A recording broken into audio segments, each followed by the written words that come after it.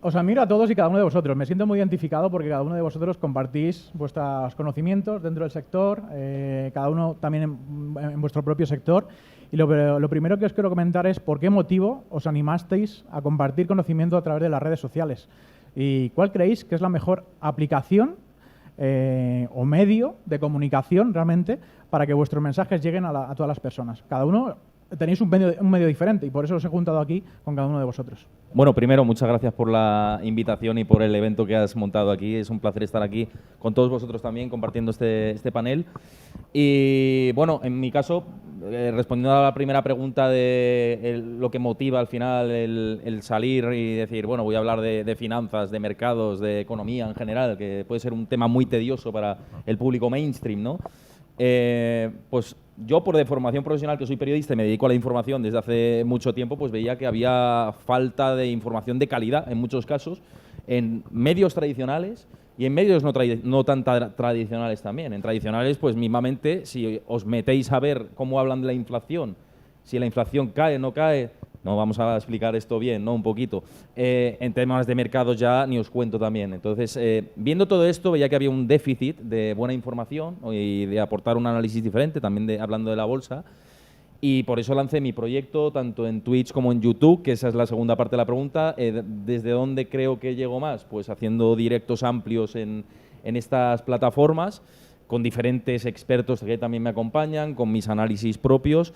Y aunque cuesta mucho vencer al algoritmo, que de eso seguramente luego también iremos hablando, es una aventura bonita que merece la pena y que democratizar las finanzas, que al final es de lo que yo trato, el resultado final creo que es positivo a la postre y te sientes satisfecho cuando recibes el feedback, ¿no? de tu propia audiencia.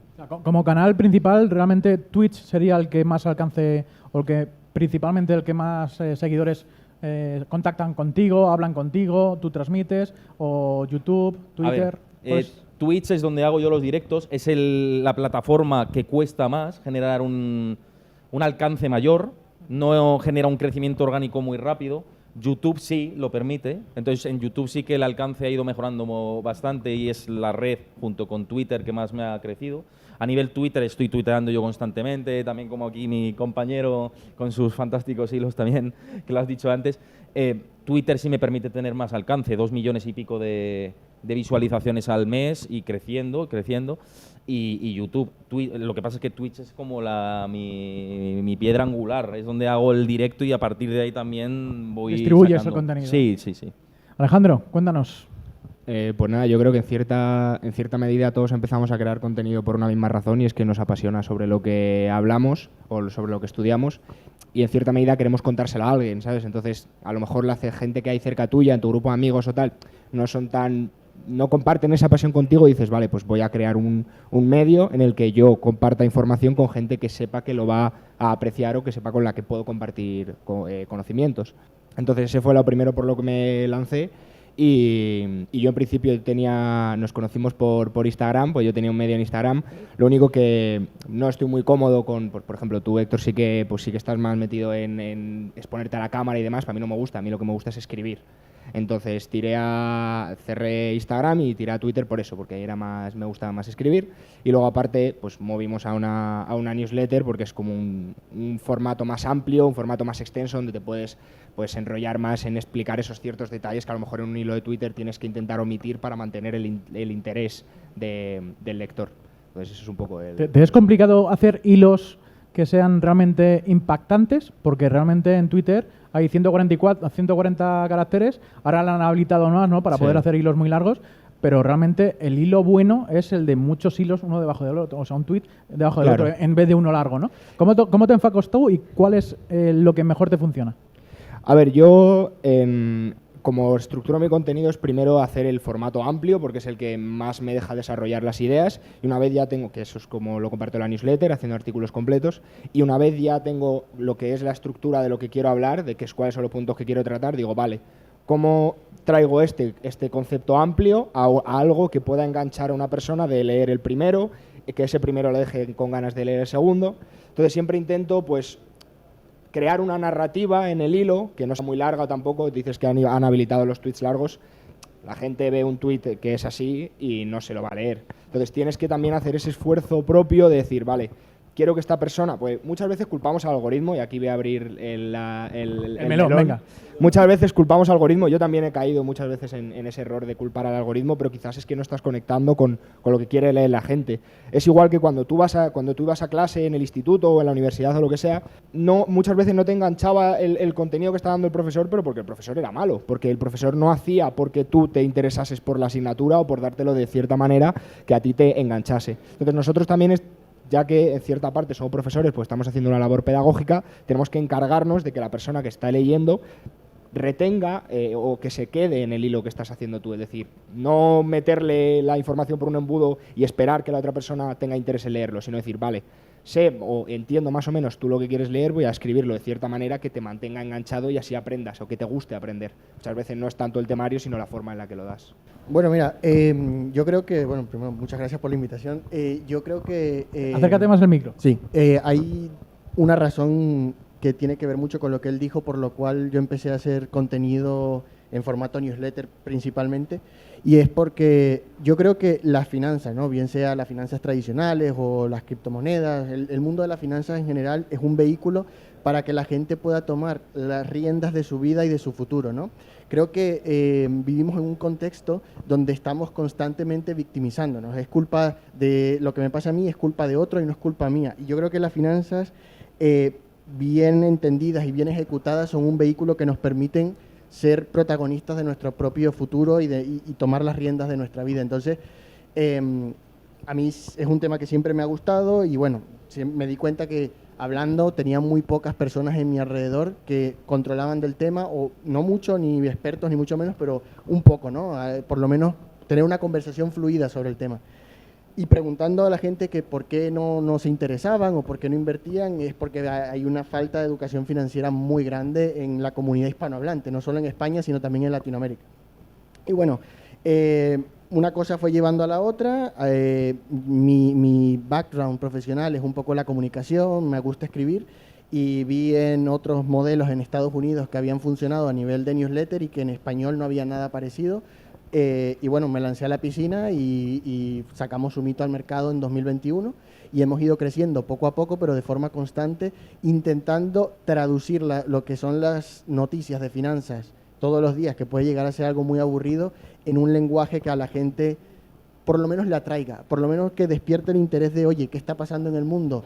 Tanto a nivel en los mercados como en la macroeconomía, pero que se sientan interesados. Yo creo que ese es el primer paso. A partir de ahí, que cada quien haga con su vida lo que quiera, ¿no? Pero yo siempre que la leo, Héctor, es decir, ese punto de chill, como bien decís vosotros, es verdad, porque de algo que no te tiene que hacer gracia, le metéis esa chispa de humor, ¿no? Y al fin y al cabo ese enganche es lo que engancha, valga la redundancia, a la gente, ¿no? Sí, totalmente. O sea, nosotros hay medios tradicionales que son buenísimos, ¿no?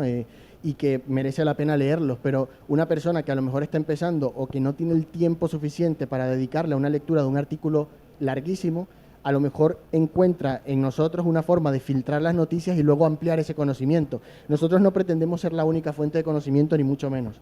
Nosotros lo que queremos ser es la puerta de entrada para que la gente luego después pueda visualizar más allá lo que está pasando en el mundo, pero por su propia voluntad, por así decirlo. Emil, cuéntanos. Bueno, primero que nada, gracias a Dios porque nos permite estar en este espacio y gracias a ustedes porque el tiempo vale mucho y sé que el tiempo que están colocando acá para aprender a escucharnos vale la pena. Gracias por eso. Si en la comunidad, pues no hay nada. Entonces, gracias. Yo pienso que hay una palabra que define esa parte de por qué comencé esto, ¿no? Y para mí es el propósito. Yo salí de, un poquito rápido mi historia, en el 2016 llegué a Estados Unidos lavando platos, restaurantes y todo esto, y por redes sociales encontré a alguien que fue mi mentor en Forex. Y por encontrar ese mensaje que él puso en redes sociales de mira, hago trading, sé leer gráficas, te puedo enseñar, yo compré su curso, aprendí y luego comencé en criptos a la par por mi propia cuenta, y el darme cuenta que lo que él transmitió hacia mí de conocimiento me sacó de trabajar en los restaurantes, dije, necesito llevar esto o este mensaje, esta información al español y a mi gente, porque en ese momento había muy poca gente en español como que realmente enseñando los fundamentos antes de querer venderte algo, ¿no? Y pienso que es eso, el propósito de que la educación es lo principal. A ver, en Estados Unidos la deuda más grande es en educación. Entonces, pero es una educación que al final te lleves al sistema. Trabajas un trabajo de 9 a 5, que te pague la renta, que te pague todo y no te empuja a desarrollar habilidades más allá de eso. En cambio, las criptomonedas, al ser descentralizadas y como dicen, Bitcoin is by the people, for the people, te lleva a eso, ¿no? A que la información es la base de todo. Entonces, si yo puedo hacer un canal informativo de, bien sea información que encuentro en chino, ruso, traduzco al inglés y puedo llevarlo al español, porque a veces pasa que mucho en criptomonedas la información primero llega al mercado asiático, luego al mercado americano y al final es que llega a la traducción en español. Entonces, ser esa vía de información es como un propósito, ¿sabes? Te lo disfrutas porque es una pasión, como dijo el compañero, y al final lo haces por eso, por una pasión real de transmitir lo que a mí me sacó del hueco, llevarlo a los demás. Y en cuanto a canales de difusión, porque tú, por ejemplo, en las redes sociales tienes miles y miles y miles de seguidores. Sí, ¿Cuál es el principal y cuál es el que con el que más creciste o el que más te funciona actualmente? Pues el primerito fue el de boca en boca. El de boca en boca cuando me llegó un mensaje de alguien por Instagram, ¿no? Que de Argentina, mi primo que vive en México me habló que conoció a un venezolano y así fueron comentando.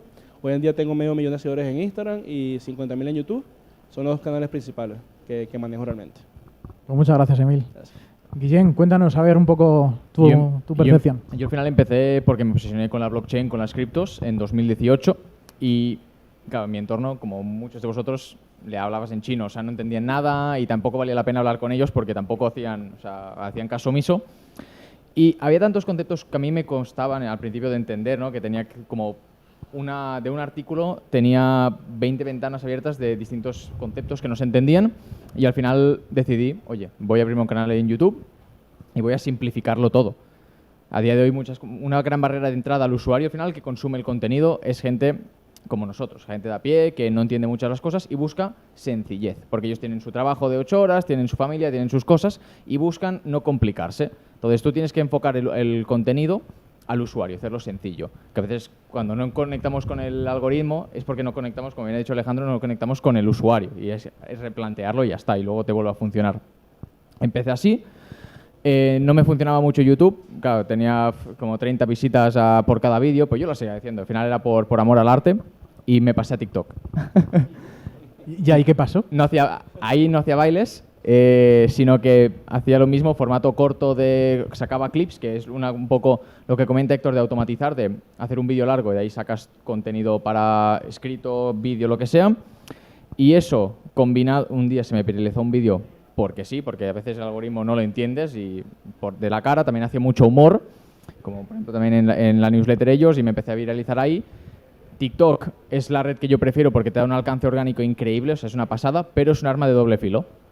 Porque hay te entra mucho hate, mucho incomprendido, pero es muy fácil de redirigir al usuario interesado a tu otras redes sociales donde la gente sí que valora más lo que tú haces. Entonces yo diría siempre TikTok, luego rediriges a YouTube porque a nivel algoritmo funciona muy bien y te permite crear esos vídeos largos que luego puedes redirigir, y si quieres ir a público más techie, te vas a Twitter.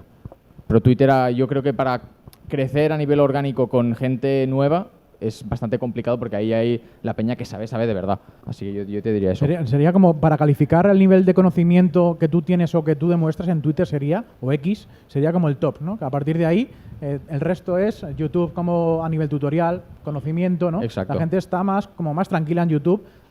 Incluso un gran porcentaje de mis vídeos, de la newsletter y demás, la gente lo pone en la televisión. Sabes que nosotros en YouTube podemos ver desde dónde ven las estadísticas. Y un gran porcentaje la gente se lo pone como de fondo. Y es algo que a mí me ha impactado porque yo los podcasts los consumo en el coche o lo consumo cuando estoy haciendo otras cosas o salgo al campo, ¿no? Entonces me gustaría preguntaros a vosotros que estáis en el otro lado de saber las estadísticas que vosotros recibís de los usuarios. ¿Cuál es el contenido con mayor alcance que vosotros tenéis? ¿Más del tipo de cómo ganar dinero más del tipo de más educativo, oye, te enseño cómo funciona una blockchain, por así decirlo? Un contenido más de tutorial, te voy a enseñar cómo mover el dinero entre redes. El contenido de, oye, pues hoy es domingo y me voy a comer por ahí, más lifestyle. ¿Cuál es el contenido que a vosotros realmente veis que le llena más a la gente o que más consume de vosotros? Yo te diría dos, que los has comentado. El primero es el que llama la atención, el de cómo ganar dinero aquí o esta moneda va a hacer tal. Eso es clickbait, sí, tiene que seguir funcionando y una cosa es clickbait y la otra es clickbait. O sea, hay clickbait bueno y clickbait malo. Pero es lo que funciona. A día de hoy estamos acostumbrados a dopamina instantánea, vídeos cortos que me den el máximo de información posible. Entonces, tienes que adaptarte al mercado. Luego, lo bueno de YouTube es que si tú haces tutoriales o contenido evergreen, al principio no te lo va a ver ni Peter, Pero, por ejemplo, justo me metí el otro día en tu canal y viendo vídeos, los más relevantes, tenías vídeos evergreen de o sea, casi medio millón de visitas. Y eso al principio seguramente tenía 1000, 200 y poco a poco va haciendo tracción, porque es contenido que siempre va a funcionar y yo creo que tiene que ser una combinación de ambos. Cosas que tú las publicas ahí y que a largo plazo te generan un revenue o te generan alcance, y luego cosas más de llamar la atención. Da igual lo que expliques. Al fin y al cabo es, aunque sea la cosa más aburrida, si tú lo haces interesante, la peña se va a ver el vídeo entero, ya sea de 10 o de 1 minuto. Emil. El mío obviamente es más la parte de educación. Yo soy trader activo, yo enseño a la gente cómo operar en Forex, entonces cuando le comparto una estrategia directa de, mira, el ABC de cómo comprar o vender cierto activo, pero también ahorita estoy haciendo un contenido quizás un poco diferente, porque a ver, en Miami, los que te quieren decir que son traders, por así decirlo, te venden mucho lifestyle, y eso a veces como que contamina un poco, ¿no?, la información. Y ahorita me he enfocado más desde inicio de año para acá en más mindset, motivación. Yo pienso que la gente, antes de pretender ganar dinero, tiene que estar preparados mentalmente para recibir ese dinero. Entonces es algo que estoy buscando ahorita mucho. Si tú ves ahorita mis reels, sobre todo los reels, tengo uno que sin hacer publicidad ni nada, llegó a 350,000 views y lo vieron 80% más personas que no me seguían de las que me seguían. Y es por eso, porque es mensaje de motivación. También cuando hablamos de criptomonedas, blockchain, todo esto, a veces como hay dinero involucrado, está fuera la presencia de Dios. Yo soy cristiano, creo en Dios, y también estoy buscando entender que la gente, mira, sí, busca el dinero, busca la libertad financiera, pero no es lo espiritual a un lado, que al final es lo que realmente te da paz. Entonces, haciendo ese contenido, la gente conecta más ahorita conmigo y luego se interesa en, mira, ¿y cómo haces trading? ¿Cómo es que haces eso? Y es como quizás, es algo que para mí tiene sentido. Llegue a 1000 views o a 1 millón, me hace sentir bien. Y lo comparto y es lo que ahorita estoy haciendo directamente en mis redes ahorita. Héctor. Mira, nosotros tenemos... Tú tienes porcentaje de apertura, ¿no? De clics. ¿Cómo lo mides tú en la newsletter? Nosotros, una de la métrica más importante, evidentemente, es el porcentaje de apertura, ¿no? Porque puedes tener miles de suscriptores, pero si no lo abren, es como que si no existen, ¿no? Pero bueno, el porcentaje de apertura nuestro es 50%, bastante constante, porque son noticias, la gente lo lee y tal. Pero yendo un poco más a la parte de adquisición, de adquisición, que es quizás lo que estamos conversando ahora mismo, nosotros hemos creado diferentes lead magnets, por así decirlo, para que la gente llegue y nos conozca, ¿no? Porque al fin y al cabo ir y, oye, tengo una newsletter, no todo el mundo sabe lo que es una newsletter, no todo el mundo quiere tener emails todos los días en su correo, y bueno, hay que llegarles de una forma un poco más sutil. A nosotros lo que mejor nos ha funcionado es un ebook en el cual todos los días en el newsletter poníamos una pequeña pildorita sobre términos financieros, qué es este ratio, cuál es este otro ratio, por qué las acciones cíclicas funcionan así, y eso lo combinamos en un ebook y es el que más éxito ha tenido, ¿no? Entonces, porque al fin y al cabo, por feedback que hemos tenido de los lectores, se utiliza una jerga, aunque nosotros tratamos de evitarla, al final terminas cayendo en ella. Y no todo el mundo sabe lo que son ciertos términos. Entonces, yo creo que la búsqueda de ese conocimiento es lo que ha llevado también a que ese ebook en particular tenga tanto éxito dentro del ecosistema que hemos creado de herramientas para la gente que busca aprender de finanzas. Yo te quiero hacer una pregunta respecto a la newsletter, porque nosotros tenemos una de cripto, hemos colaborado en varias ocasiones, y la pregunta es, ¿os contesta la gente al propio correo? Porque yo recibo muchos correos de gente que, ay, gracias por haberme enseñado esto, ay, pues no sabía esta otra cosa. ¿Qué os responden a vosotros la gente? Mira, a nosotros Porque normalmente una newsletter es como, toma, información, ¿no? Y no tienes como un feedback. Pero a mí me ha sorprendido que la gente sí que contesta. A mí también. O sea, es algo que cuando empezamos yo no esperaba que la gente llega y me envía un email, ¿no? Y yo creo que también algo que intentamos es contestar a todos esos emails, porque ellos tampoco se esperan que tú les vayas a contestar. Ellos envían el email y ya está. A ver si cuela. Nos dicen mucho, nos piden, oye, ¿qué opinas de esta empresa? Siempre quieren que nos mojemos. Pero también hay otras personas que intentan interactuar un poco. Por ejemplo, hace dos emails atrás estábamos hablando del caso de Mastercard, que aparentemente iban a subir los fees y todo esto, y vino una persona y nos preguntó, oye, ¿qué son los fees que va a subir Mastercard? Pues tengo dinero metido en Mastercard, ¿no? Entonces, bueno, es verdad que es un anglicismo, mal por nuestra parte, pero bueno, le explicamos lo que eran los fees y el contexto de la noticia, y nos agradecen mucho el hecho de que tú te tomes el tiempo de contestar un email cuando tienen una pregunta o cuando simplemente te dan las gracias. Alejandro, tú en tu posición, ¿cómo lo ves? ¿Qué contenido te funciona más? ¿Qué es más recíproco, ¿no? Por parte de esos hilos que también te marcas? Y hay muchos que a mí también me ha pasado que te tiras 6 horas analizando algo, buscando información, intentando recopilarlo para hacer el mejor hilo, la mejor noticia y luego 500 visitas, 1000, 2000, 3000 y acostumbrado también a otros hilos que llegas a más de 100.000, ¿qué es el contenido a ti que más se te viraliza? Pues es una buena pregunta, porque realmente todavía no he dado con la tecla, sobre todo las últimas semanas o el último mes que sí que me ha ido mejor de la cuenta, prácticamente todo se viralizaba, por así decirlo. No soy, en rasgos generales no he dicho, vale, esto es lo que funciona. He llegado a vislumbrar un poco por encima, es que la gente busca en ti una fuente de información sobre cosas que están ocurriendo. Te pongo un ejemplo, imagínate que el mercado un día cae un 5%, la gente quiere saber el por qué ha caído 5% el mercado.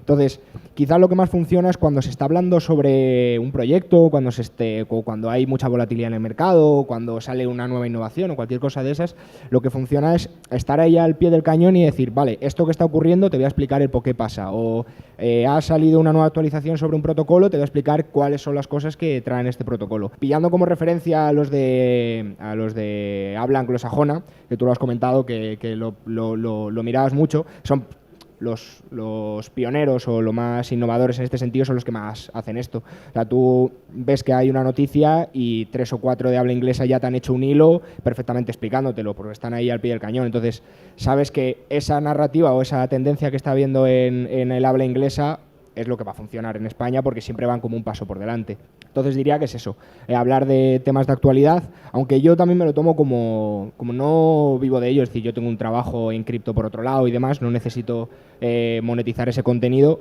me lo tomo más como, me apetece hablar de esto, por ejemplo, el último que he creado es de un RC3643. Del T-Rex, ¿no? Exacto, que es algo que pues, no puede generar mucho enganche, porque al final es hablar sobre un estándar de un token, de la tecnología que hay detrás, cómo funciona, algo que puede ser no muy mainstream, pero me lo tomo como decir, esto a mí me gusta. Si se viraliza, guay, si no se viraliza, pues, ¿qué es? Al fin y al cabo es contenido que tú te intentas aprender, ¿no? A la hora de buscar información realmente estamos aprendiendo, porque la información se acaba de crear, ¿no? Eso de los T-Rex, ese estándar se habrá hecho hace unos meses. En los laboratorios de cualquier blockchain, de cualquier empresa o programador, y que vengas tú y que nos cuentes cómo funciona eso, a mí me gusta. Pero yo como consumidor experto, por así decirlo, entre comillas, de blockchain, pero cualquier usuario nuevo, ese alcance no le va a llegar, esa noticia no llega. Claro, pero porque yo creo que son dos enfoques distintos. Al final tienes que tener en cuenta que tus lectores son o creadores de contenido o gente que simplemente se mete en Twitter para ver qué es lo que está pasando. Tú valoras ese hilo porque al final es sobre un estándar que tú no habías oído hablar y que en lugar de meterte a ver toda la documentación y cómo funciona, pues te lo resumo yo y luego ya tú si quieres profundizas. Pero ese porcentaje de gente es muy pequeña, realmente la que lo lee. La mayoría de la gente lo que quiere es, ha pasado esto, no tengo ni idea de por qué ha pasado, explícamelo, ¿sabes? Y eso es lo que mejor funciona. Y Héctor, en tu sector más de fondos, de banca tradicional, ¿qué tipo de seguidores te piden o consumen más tu contenido? ¿Cuál es ese alcance que más se te viraliza, que más te preguntan diariamente o va por etapas, ¿no? Porque al fin y al cabo también los mercados son cíclicos, va por equilibrios y ahora mismo estamos en ese equilibrio de decir, vamos para abajo, vamos para arriba. Esa pregunta no falla, ¿no? Todos los días. Lo ha dicho aquí el compañero, la volatilidad es fundamental también para ver o para que la gente se nutra más de tu propio contenido, ¿no? Y también el funcionamiento de los mercados. Estamos al final ligados a algo que son los mercados, al funcionamiento de la economía, y cuando hay más interés por la economía, si viene una recesión económica, por ejemplo, si no viene una recesión económica, que estamos ahora en ese punto que tanto estoy hablando en mis canales, pues eso funciona. Luego, yo creo que cada uno de nosotros tenemos que saber cuál es nuestro fuerte, cuál es nuestra principal fortaleza para ver el approach de cara a la gente, ¿no? En mi caso, mi fortaleza es el análisis y la información. Digamos que puedo tener la suerte o no suerte, o fortaleza, o que me lo he buscado por el trabajo individual de tener fuentes en Estados Unidos, de poder tener fuentes de información allí de bancos de inversión, de expertos de Wall Street, etcétera, y poder entrevistarlos en el canal, traerlos, hacerlo en inglés, incluso el contenido, traducirlo, no lo encuentras en ningún medio tradicional. Es lo que, volviendo a lo mismo que decía antes, en la prensa mainstream no te encuentras ese tipo de contenido y menos en formato audiovisual. Entonces yo he sido disruptivo en ese sentido para tratar de esa fortaleza que llegue a la audiencia. Ese contenido funciona mucho, el análisis macro aplicado a los mercados a mí me funciona bastante también. Ahora que estamos en una situación, como digo, de cierta incertidumbre de cara al 2024 o finales de este año, lo que puede pasar con esos indicadores adelantados macro que siguen deteriorándose, y eso funciona bastante. A mí a nivel personal pues me funciona, y luego también entrevistas con expertos como Pablo Gil, por ejemplo, con gran nombre dentro del sector, pues también es un contenido que funciona bien, con Cárpatos, con muchos otros, ¿no? Yo creo que de los que estamos aquí somos muy generosos nosotros por compartir con todos los demás, pero sí me he dado cuenta de que lo hacemos también por amor por amor al arte, ¿no? De que aunque tú crees un contenido, de que hay vídeos que a lo mejor se te viralicen o no, es porque realmente tú lo estás haciendo porque a ti te gusta. Yo este podcast lo empecé en el canal de YouTube, sí, tengo vídeos de más de 100.000, 200.000 visitas, hay otros vídeos que tienen 100, 200, 300. Pero es que esos vídeos últimamente, desde que ha empezado este bajón, ¿no? Los he ido dejando de lado, porque es lo que la gente me decía en comentarios de, oye, haz este vídeo porque no sé cómo hacer esta transición, o enséñame a hacer esto. Y yo hacía los tutoriales, pero el estar todo el rato haciendo vídeos de lo que la gente me pedía no era el contenido que yo quería hacer. Entonces fue cuando la vida cripto llegó a mí, así, una inspiración, y decir, bueno, voy a hacer un contenido que a mí me gustaría consumir, me gustaría hacer, y traer a los invitados, hacer el podcast que a mí me dé la gana. O sea, quiero compartir lo que yo quiera, no que nadie me diga lo que tengo que hacer. Y por gracias a Dios o a quien sea, 50 episodios más tarde, estamos aquí. Yo tenía pensado, digo, bueno, algún día haré algún evento presencial. Y en el 50 episodio de La Vida Cripto, pues estamos aquí todos reunidos. Muchas gracias a los que nos estéis viendo por internet también. Y quiero abrir ahora un pequeño debate para saber si es posible lograr una comunicación disruptiva sin llegar a la polarización, sin decir, oye, pues esto yo creo que es negro, ¿tú qué opinas? Vamos a intentar comunicar de una manera disruptiva, diferente. ¿Qué es lo que hacéis vosotros? ¿Es posible lograr también esa comunicación sin llegar a que la gente se pelee en los comentarios de los vídeos? Antes quiero hacer un matiz con lo que decías que me parecía interesante, Roberto, que los hábitos cambian. Las demandas cambian, y lo que nos gustaba hace un año o año y medio, a lo mejor ahora no nos gusta. Y lo que nos gusta ahora, dentro de 5 años, no nos gustará. Entonces, como creadores nos tenemos que adaptar, ¿no?, a esos cambios de tendencia que hay por parte del consumidor. Nos debemos al final a la audiencia. Entonces, es cierto lo que dices, y en tu propio contenido lo hemos visto, ¿no?, y con este podcast que lanzaste. Y respondiendo a lo segundo, es posible. El problema está en la educación, digamos, principal de la gente. O sea, ¿es posible no polarizar o tratar de hacer un contenido constructivo sin que la gente entre al debate? A ver, se puede, pero no seamos ingenuos, porque la gente polariza. Tú puedes tener la mejor intención de todo el mundo, lanzas un debate, oye, esto de constructivo, pero la gente polariza. Y lamentablemente el contenido que más se ve es el polémico, en redes sociales, en todos los canales, ¿no? Otra cosa es cómo trates la polémica. Tú tienes que tratar la polémica con responsabilidad y sabiendo lo que estás diciendo, con rigor. A mí que me gusta y me centro mucho en lo que es el rigor. Si tú eres riguroso, luego ya si la gente entra al debate y lo desvirtúan ellos, yo por ejemplo en directo en Twitch, si alguien desvirtúa un debate, sí que digo, oye, no entréis a esta polémica, vamos a tratar de ser responsables a la hora de hablar. Pero te das cuenta de la crispación que hay cuando tocas determinados temas. Entonces, volviendo a lo que dices, desde el punto de responsabilidad que tenemos nosotros, sí que podemos incidir en eso, en tratar la polémica con rigor, pero no somos responsables de lo que sucede después, en gran medida. No lo somos. O sea, tenemos parte de esa responsabilidad, con lo que digo, trasladar el mensaje de la mejor manera posible, calmar las aguas, pero hay otra parte que no. Y luego es cierto que con la polémica se puede jugar, pero si juegas con fuego muchas veces, hasta determinados límites te puedes terminar quemando. Entonces, sí, es un sí y no, lo que te digo, ¿sabes? Pero depende sí, del día, ¿no? También. Sí. Y con responsabilidad, eso siempre. A ver, yo voy a quitar un poco de culpa a la gente, porque siempre, igual que he dicho antes de que culpamos al algoritmo, decimos, es que la gente no quiere aprender, tal, no sé qué. Sí se puede llegar a un cierto número de audiencia sin ser polémico, pero al final tenemos que tener en cuenta que somos seres emocionales. O sea, la canción que se nos pega en la cabeza o que más nos gusta es porque lo asociamos a un recuerdo bonito. Cuando, yo qué sé, todo lo que recuerdas en la cabeza es porque ha llevado un sentimiento asociado a él, ya sea bueno o malo o lo que sea. Entonces, al final, con el contenido que ves online es igual. Si no te genera ninguna emoción, ese contenido es muy difícil que conectes con él. ¿Cuáles son las emociones o la emoción más radical de todas? La rabia. Entonces, por eso intentamos ser polémicos. Y también porque nos los sentimos o tratamos muchas veces al creador como parte nuestra, en el sentido de que si esta persona está atacando a ese que yo opino como él o en cierta medida como él, ya me lo tomo como un ataque personal. Entonces voy a estar más involucrado con esa persona a la que está atacando. Y nos está pasando, joder, el ejemplo más perfecto de la actualidad es Andrew Tate, que no sé si le conocéis, pues es un tío que es muy polémico por todo lo que dice a nivel político, a nivel de masculinidad y todo eso. ¿Y qué es lo que ocurre? Pues que sabe que los hombres son el 50% de la población y que el 50% de la población es suficiente para hacer muchísimo dinero. Entonces voy a colocarme de este lado, voy a decir cosas polémicas que pongan al otro género, a otro grupo de personas en el otro lado, y así estos que están en mi lado me los acerco más.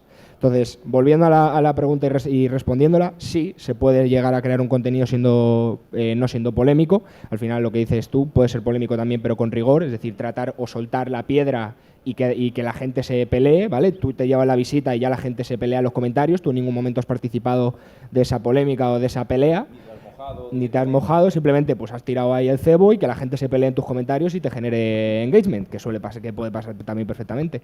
Pero creo que hay un tope. O sea, al final el camino rápido es generar polémica para que la gente pues venga a ti.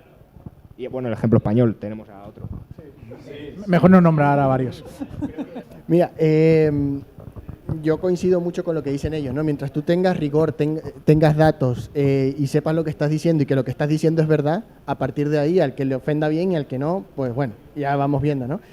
Nosotros también tomamos esa perspectiva en el newsletter de aquí está la información, aquí están los datos, piensa lo que tú, saca tus propias conclusiones. Entonces, para nosotros no somos tan grandes ni en Instagram, ni en YouTube, ni en ninguno de estos canales, entonces todavía quizás no nos hemos encontrado con eso de que se empiecen a pelear en los comentarios. Sí es verdad. Sí, porque, sí que es verdad que tenéis una cuenta en Twitter y también compartís contenido, pero ese es el sentimiento que también me pasaba a mí con un canal privado que tenía de información, ¿no? Que me sentía en una cueva. O sea, esa información que yo desprendo, que quiero mostrar al mundo, la he tenido que hacer pública de alguna manera, ¿no? Sí. La newsletter yo tengo similitudes con eso, porque compartimos mucha información por ahí, pero hay muchas personas que no les llega esa información, que están en otras redes diferentes. Entonces, en tu caso, precisamente con la newsletter, no puede haber una discusión entre dos personas porque ni siquiera se están conociendo. No hay un canal público que diga yo soy suscriptor de Zumito y el otro también, ¿no? Y quiero discutir contigo algo que han dicho. Ahí en ese aspecto, ¿hay algún comentario que sí que es verdad que entren en polarización de que unos te digan no, pues yo no opino lo que tú me has dicho en la newsletter?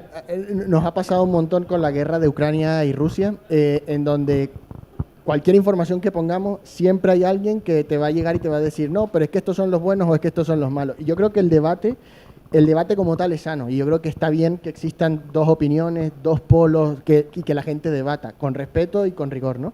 Eso nos ha pasado mucho con eso. Y luego también, por ejemplo, sí que en las pasadas elecciones generales intentamos crear ese debate, intentando entrevistar a las personas o a los partidos que iban a participar en las elecciones.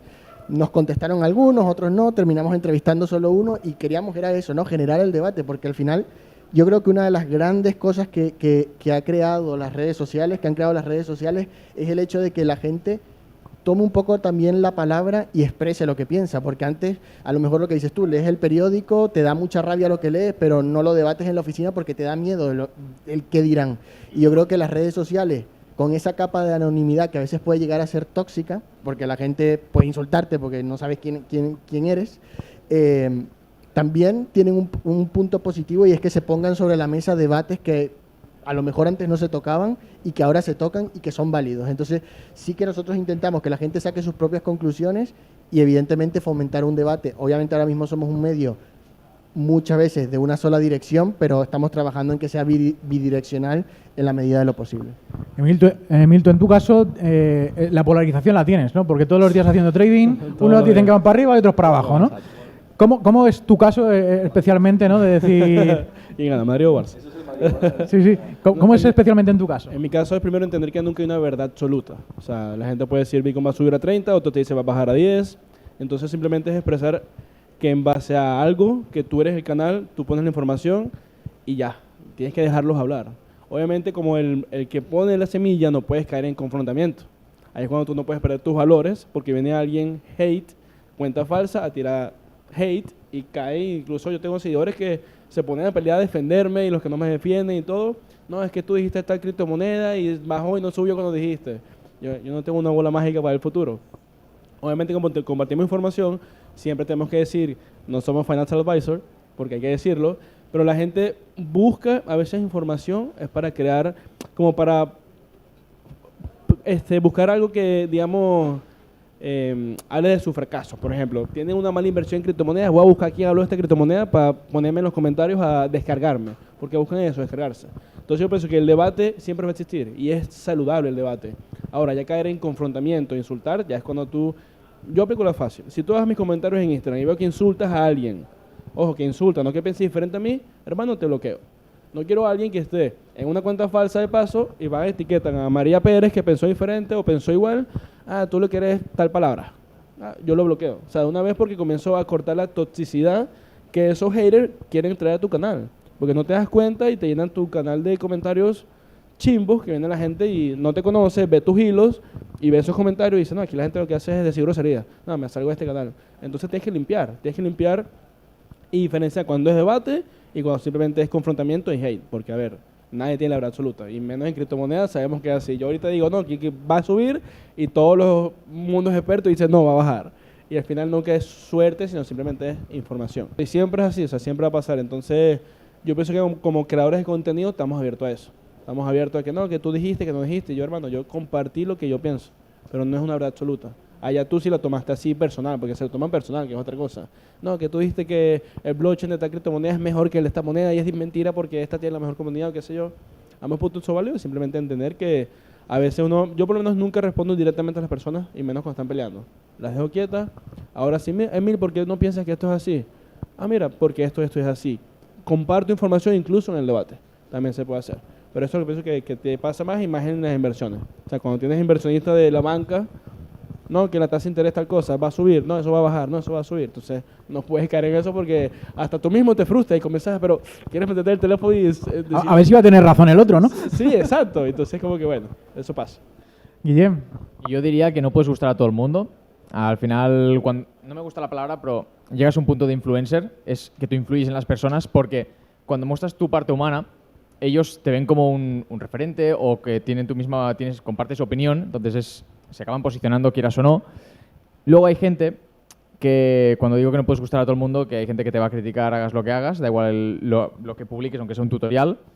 Y hay gente que te entra con una rabia descomunal y dices, si es primera vez que hablamos, ¿sabes? En plan, ¿en qué momento te he hecho algo? Yo hago dos cosas. Contesto con amor, que digo yo. O sea, yo le contesto normal, paz, y se calman ellos solos y ya luego te vuelven a contestar, pero ya bien. Y yo en TikTok lo hacía mucho, contestaba en modo troll, o sea, era como que se las devolvía. Y llega un punto en que como tenía tantos mensajes que bloqueaba directamente, ¿no? O sea, bueno, depende un poco del humor que tenía. También hay gente que te descarga la rabia por sus problemas personales y hay muchos que consiguen, oye, te escriben con malas maneras, tú le contestas y, hostia, perdona por cómo te he contestado antes y dices, tranquilo, no te preocupes, a todos nos pasa. Hay algunos que no aprenden y yo creo que la polarización o el debate nunca, o sea, no es malo, es algo sano y creo que también te hace humano el tú compartir tu opinión. Creo que la gente lo valora mucho a la hora de crear ese vínculo con la audiencia hasta llegar a un punto, pongo el ejemplo de Dallas Review o ejemplos de mundo cripto que todos sabemos, que no voy a nombrar, que para mí eso ya es excederse. Entonces es buscar ese equilibrio y que no puedes gustar a todo el mundo. Llega un punto en que tienes mucha audiencia y que te van a caer palos, y siempre hacen más ruido las hostias que la gente que te aporta algo bueno, ¿no? Pero es tú mentalizarte y decir, bueno, tú sigue tu camino, sabes que estás haciendo las cosas bien, das tu opinión, te puedes equivocar, ¿no? Puedes estar en lo correcto, podemos debatir, pero es cuestión de ser sano. Bueno, pues yo creo que también, ¿no? Al fin y al cabo, esa polarización, la comunicación siempre tiene que ser en dos direcciones. Por lo menos nosotros que estamos en la comunicación directa con usuarios, al otro lado de la cámara, ¿no? Que al fin y al cabo nosotros transmitimos un mensaje, pero también queremos que nos comentéis, que nos digáis vuestras ideas, todo lo relacionado a compartir un buen debate. Sí es verdad que siempre hay trolls, que al fin y al cabo va a haber trolls en todos los lados, comentarios malos, negativos, incluso ofendiendo, personalmente, que tampoco lo entiendo cómo gastan el tiempo la gente en esas cosas. Claro, pues si le contestas, rollo, te contesta mal, le contestas en troll, como le bajas el poder, o sea, si tú le contestas mal, Claro. tú le contestas Yo mal, contesto estás bonito. está claro, al fin y al consiguiendo cabo lo que él contestar quiere, bonito es siempre. provocarte, picarte. Buah, este me ha dicho X palabra. No, tú le contestas troll y no te va a contestar. Y muchos que te contestan mal, les pides, argumentamelo. No te vuelven a contestar. Es un arma de doble filo el contestarles, porque al final, cuando tienes una cuenta, por ejemplo, como la tuya, mucha gente te insulta porque es como lo que decís, es desahogarse, es como insultar una pared, porque no opino que hay una persona detrás. Pero el momento en el que vas y le contestas, dices, ¡ay, va! Que lo ha leído. Entonces ya reculas y dices, ya. Pero también te puedes salir por el otro lado y decir, sigo al lío, ¿sabes? Bueno, pues vamos a pasar ahora al juego de palabras rápidas. Ya Guillem y Héctor ya habéis participado en el podcast anteriormente, así que ya sabéis cómo funciona. Os voy a hacer 3 palabras y pasamos la patata caliente del micrófono, ¿vale? Empezamos por Guillem. Fondos indexados. Oportunidad. Ahorrar. Necesario. Un crack de las finanzas. Roberto. Emil, proyecto disruptivo. High Street, ¿Qué opinas de Elon Musk? crack. La inflación. Todos los días pasa. Héctor, tu mejor inversión fue en Un ETF de renovables. marketing, Una herramienta. formación. Sabiduría. Alejandro, Frientech, Incertidumbre. un proyecto en el que nunca meterías dinero. Gambling. Un mentor o mentora. Mi director del instituto. No tiene nada que ver con cripto, pero marco bastante. Héctor, IBEX 35, Castaña. un economista que tenemos de cerca. Un economista que seguir, dices. Sí. Pablo Gil. Y la vida cripto. Mejor podcast. Después de... No. Oye, que yo sigo muchos, ¿no? Pues muchas gracias, chicos. Tenemos una última pregunta antes de finalizar el podcast y quisiera saber un poco, como todos, ¿no?, en este sector, ¿en qué mercado estamos? ¿Alcista, bajista? ¿Cómo ves tú el mercado a nivel general, a nivel macro? Hablas de bolsa en general, Wall Street, porque mercados también están los En el- bonos. El mercado que cuando tú vas a la calle, ¿cómo está el panorama? ¿Cómo está el pan, no? ¿Cómo está el ¿A pan? ¿A cuánto está el aceite? Hostia, pues, ¿Cómo lo ves? eso está muy alcista, sí. No, la inflación va a seguir.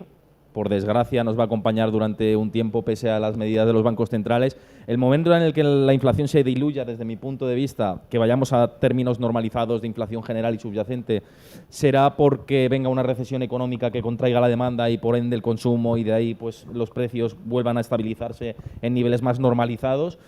Pero, mientras tanto, no. Y con este ciclo restrictivo iniciado por los bancos centrales, por parte de la Reserva Federal en Estados Unidos y el Banco Central Europeo aquí en Europa, por desgracia, y viendo el track record y el histórico, vamos a ir hacia una recesión económica. Veremos qué magnitud tiene, eso no lo sabe nadie. Sí que sabemos que por indicadores adelantados vamos ahí.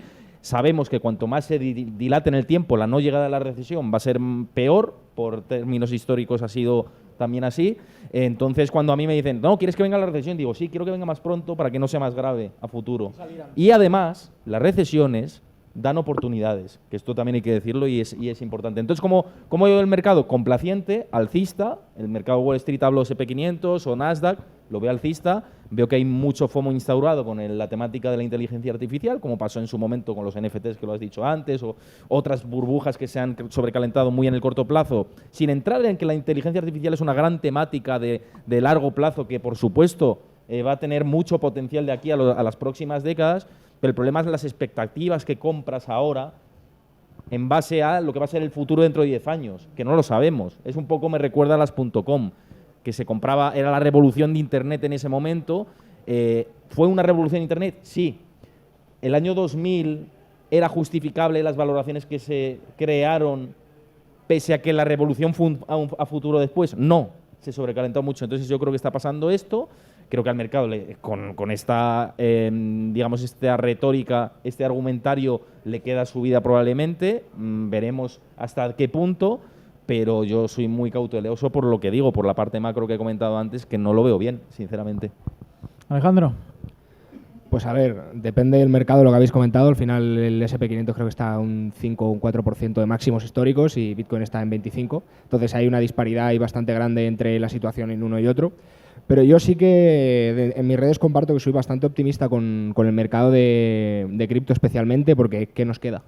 ¿Qué nos queda? O sea, implosionó Terra, se llevó a FTX, a Celsius, a BlockFi, USDC con el tema de Silvergate, estuvimos, o Silicon Valley, Silvergate y demás, estuvimos ahí. Hay un miedo, cada 3 meses la pool de curve de stables dice que USDT va a desaparecer, pero siguen haciendo nuevos profits todos los trimestres, más que muchísimos bancos. Entonces, ¿qué nos queda en el mercado cripto? ¿O qué cisne negro nos queda por vivir? ¿O que caiga Binance o que USDT al final desaparezca? Entonces, O que muera Vitalik Buterin, también es un tema caldente, ¿eh? La muerte de un líder Sí. tecnológico. Sí, sí. Entonces, sí que es verdad que el panorama económico que se nos está quedando es bastante más complicado, porque al final es curioso también lo que comentas tú, que la fiebre de la inteligencia artificial nos ha llevado a estar casi en máximos históricos, a pesar de que hay una inflación galopante, están los tipos de interés en la subida más rápida desde los 80, creo que fue, los bonos a 4 y pico %, entonces hay algo que no cuadra en el sistema. Entonces, yo creo que es verdad que la renta variable sí que estamos en un mercado alcista y que le queda poco, o por lo menos volviendo a retomar el mercado alcista, y que le queda poco para empezar a ver signos de flaqueza, más que nada porque no puede mantener así mucho tiempo. Pero yo sí que estoy optimista en las cripto y voy a decir que muy probablemente no volvamos a hacer nuevos mínimos, porque es que o es eso, o muere Vitalik o cae Binance, o es que ya es muy difícil tirar esto a todo lo que hemos pasado estos meses. No sé qué agregar aquí, ¿no? Tu opinión, ¿no? Tu opinión. A ver, es que coincido mucho en lo que dicen ellos. O sea, sacando un poco un resumen en lo que han dicho, yo creo que sobre todo el mercado tradicional está un poco embriagado, ¿no? Es decir, está en una fiesta y no saben lo que está pasando en la calle, y eso preocupa un poco, ¿no? Y por eso hay que mantener la cautela, porque los datos macros, como bien ha dicho Héctor, están ahí, son reales, son tangibles prácticamente, solo hace falta ir al supermercado para darnos cuenta de lo que está pasando, y que tarde o temprano pues tendremos que comernos una recesión. Y como dice Héctor, no hay que tenerle miedo, simplemente es un ciclo, y es un ciclo de oportunidades para el que las quiera tomar, ¿no? Bueno, yo que vivo en Estados Unidos, en Miami, nunca se había visto tanta inflación como ahora. O sea, literalmente el doble de los precios en la calle, y sí, todo, vivienda, lo que compras en el supermercado, todo, la gasolina, todo. Y obviamente también está muy inflado el mercado ahorita, porque como ha impreso tanto billete la Reserva de Estados Unidos con las excusas desde el COVID para adelante, cualquier excusa, Biden tiene gripe e imprimen billetes. Entonces, obviamente, la cercanía de los máximos de SP500 y quizás el Nasdaq o el Dow Jones es inflado para mí. O sea, realmente no es algo orgánico, y en cualquier momento puede pasar algo que haga un crash totalmente todo. Yo el mercado cripto sí lo veo optimista, como tú dices, por los ciclos. A ver, durante halving y post-halving estamos acostumbrados a nuevo all-time high. Pero yo siempre digo, hay que ver qué pasa, porque siempre pasa algo, bien sea COVID, guerra o algo fuera de normal, que hace que los mercados cumplan lo técnico. Y al nivel técnico, que yo soy 100% técnico, hay niveles en Bitcoin de 8.000, 12.000 que a mi nivel personal falta retestear. Entonces esperamos que no, pero si pasa, no lloren, inviertan. O sea, aprovechen de que si no invirtieron por miedo, o si tienen el capital de hacer dollar cost average, que es el mejor amigo de lo que hacemos en Spotwall en largo plazo, háganlo. No dejen que la gente que le dice, no, ¿cómo vas a invertir en algo que bajó tanto? Porque son oportunidades que pasan. Y la economía hay que prepararse, hay que ahorrar, como dijo el necesario, pero también hay que invertir y entender que todos son ciclos. O sea, si viene una crisis que, como tú dices, para mí va a venir, y mientras más la alarguen, va a ser peor el golpe, porque están como que subiendo más para tirarse en caída.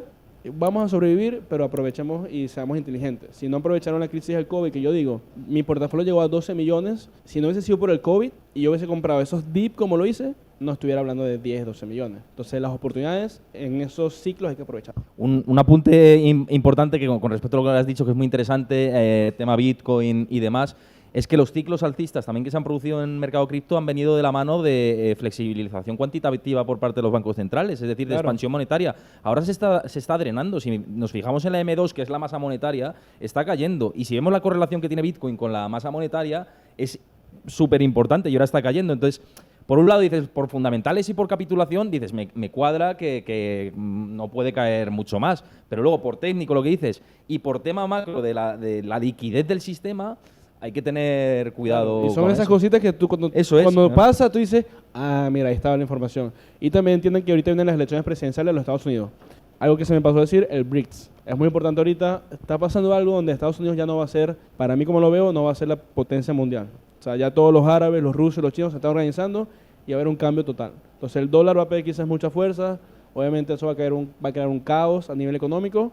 Como dije, hay que prepararse y ver las oportunidades, sobre todo en esa parte de entender que es curioso que cada 4 años con elecciones presidenciales, halving y elecciones presidenciales americanas, como que creo el Bitcoin como que o es americano o sabe lo que pasa, porque esas elecciones marcan la pauta de muchas cosas. Recesión, ciclo. Si ganan los republicanos, si vuelve Trump, por así decirlo, yo veo aún mucho mejoría en los mercados de cripto. Ahora, si ganan los demócratas nuevamente, que al final para mí los demócratas, y no quiero entrar en debate ni nada, es como un socialismo-capitalismo, una mezcla, va a ser otros 4 años fuertes que se vienen para todo. Porque lo que pasa en Estados Unidos se ve reflejado en todas las economías al fin y al cabo. Guillem. Yo no me voy a extender porque el tema del... O sea, no, lo que decía del halving, al fin y al cabo, para mí tiene muchas variables. Porque no es blanco o negro, no, el halving provoca subidas. No exactamente. Yo no creo que todo sea casualidad, de que todo cada 4 años ocurre y al final son ciclos que no dependen de una sola variable, sino que se juntan varias. No creo que el halving sea el detonante principal, pero bueno, no me quiero extender porque es charla bastante extensa. Lo que dices tú de que algo no te cuadra del sector cripto, de que queda por caer, a mí es precisamente lo que me hace estar alerta, porque yo veo mucha correlación. O sea, yo no creo que a día de hoy el mercado cripto se tenga que despuntar del mercado económico, creo que están muy ligados y cada vez más. Los actores que antes no estaban en el sector cripto cada vez están más, lo estamos viendo, están cada vez más involucrados, entonces cada vez la relación se acerca más a uno. Entonces, por eso no me fío, de decir, si yo creo que una cosa va a caer y la otra no creo que vaya a subir, que puede que hayan subidas, no, pero no las que todos esperamos, que es ahí el punto clave. Y yo me fijo mucho en la parte social. Yo no he visto sufrir de verdad a la gente. No quiero que la gente sufra, evidentemente.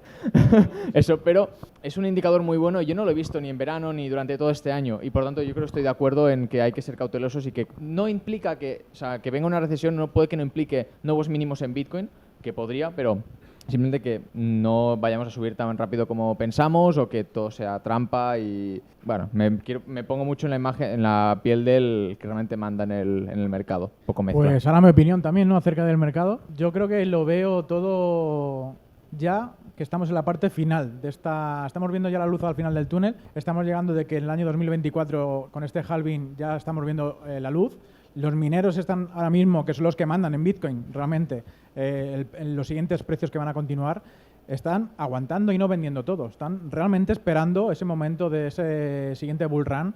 Las empresas que están metiendo mucho dinero a nivel institucional ya lo han hecho mucho tiempo atrás. Se ha descubierto hace muy poquito que Robinhood es la aplicación de trader, ¿no?, ahí en América, y es la tercera billetera más grande de Bitcoin y una de las más grandes también de Ethereum. Se están posicionando muy bien y otras tantas que no conocemos. ¿Cuántas empresas que no son Fortune 500 también invierten en cripto, ¿no?, y no lo comentan, ¿no? Son muchas más de las que sí que están dentro del Fortune 500. Entonces, realmente no creo que vaya a bajar mucho más el precio de Bitcoin de menos de 15 o menos de 12, no creo que llegue a ese punto. Y si bajan, realmente se van a comer, o nos vamos a comer una subida repentina muy grande. Bueno, pues chicos, muchas gracias por estar aquí. Terminamos la tercera mesa redonda, ya estamos finalizando. Vamos a pasar a la parte de los sorteos, que tenemos aquí unos cuantos. Así que muchas gracias a todo el mundo.